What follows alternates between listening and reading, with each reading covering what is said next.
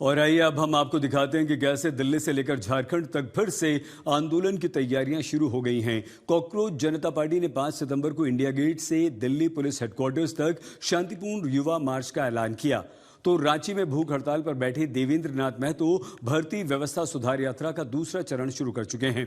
तो बिहार में बीपीएससी के लिए आंदोलन कर रहे छात्रों पर विवादित बयान भी दिया गया है। देखिए अब आगे क्या होगा।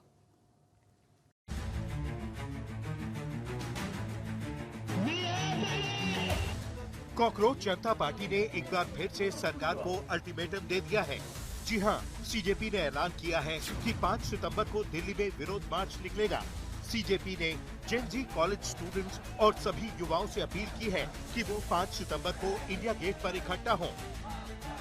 देखिए, जुलाई 25 को हमने गुड फेथ में विड्रॉ किया था अपना नेशन वाइड एजिटेशन, क्योंकि सरकार ने वादा किया था पूरे देश भर के युवाओं से कि वो हमारे जो दूसरे डिमांड्स थे, तब तक तो धर्मेंद्र प्रधान का इस्तीफा हो गया था, उसके बाद जो 2 डिमांड्स थे कि एफआईआर सारे जो लॉन्च हुए वो विड्रॉ होंगे, खत्म किए जाएंगे एंड फ्यूचर में कोई टारगेटिंग नहीं होगा किसी भी प्रोटेस्टर का, एंड साथ साथ जो कॉम्पनसेशन मुआवजा मिलना था एक ऑनरेबल अमाउंट, वो भी सारे फैमिलीज को मिलेंगी जिनके बच्चे नीट पेपर लीक की वजह से आत्महत्या करके उन्होंने खो दिया। ये दोनों डिमांड्स अभी तक सरकार ने फुलफिल नहीं किया है। हमें लगता है कि सरकार विश्वासघात करना चाहती है, जेनजी के साथ विश्वासघात करना चाहती है, देश के युवाओं के साथ। ये हम अलाउ नहीं होने देंगे। इसलिए हमें वी वर फोर्स्ड कि हम लोग ये स्टेप लें। अब हम लोग इंडिया गेट में गैदर होंगे 5 सितंबर को।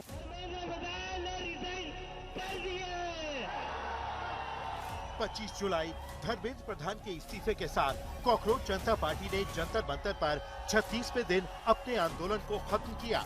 इसे नीट पेपर लीक के खिलाफ सीजेपी ने बड़ी जीत माना, क्योंकि सरकार ने कॉकरोच जनता पार्टी की तीनों मांगे मान ली। और वो 3 मांगे थी: शिक्षा मंत्री धर्मेंद्र प्रधान का इस्तीफा, नीट पेपर लीक के चलते जान गंवाने वाले छात्रों के परिवारों को 1-1 करोड़ रुपए मुआवजा, प्रदर्शनकारियों और छात्रों पर दर्ज मुकदमे एफआईआर की वापसी। लेकिन अब कॉकरोच जनता पार्टी का आरोप है कि सरकार ने विश्वासघात किया। धर्मेंद्र प्रधान का इस्तीफा तो 25 जुलाई को ही हो गया। उसके बाद सरकार ने कोई मांग नहीं मानी।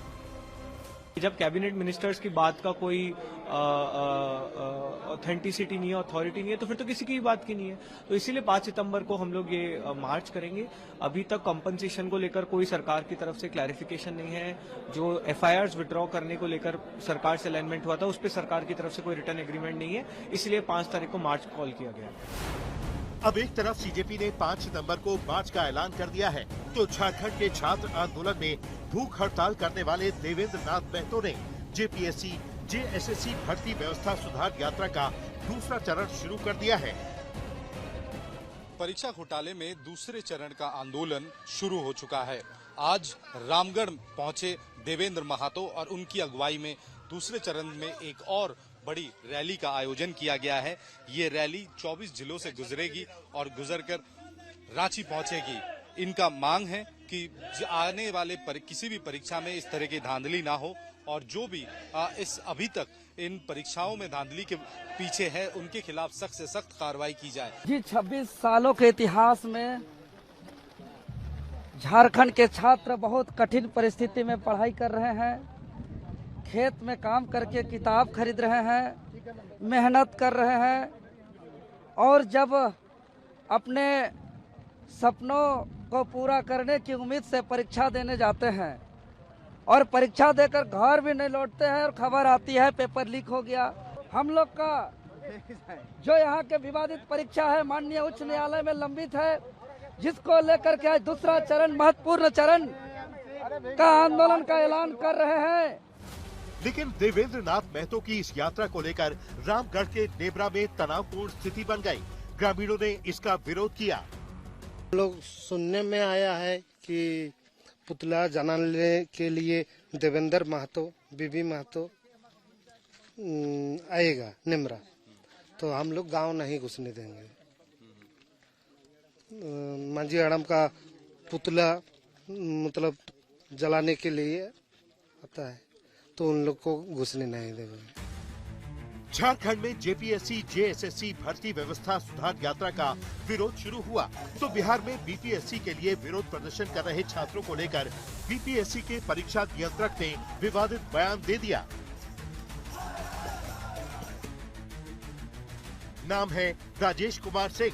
सोमवार शाम तक ये परीक्षा नियंत्रक बीपीएससी के पद पर रहे, यानी बिहार पब्लिक सर्विस कमीशन के एग्जामिनेशन कंट्रोलर। लेकिन शराबबंदी वाले बिहार के ऐसे कंट्रोलर जिनके दिमाग में अफसरशाही का नशा इस कदर घुस चुका है, जो प्रदर्शनकारी छात्रों को लेकर संवेदनहीनता की सीमा तोड़ देते हैं।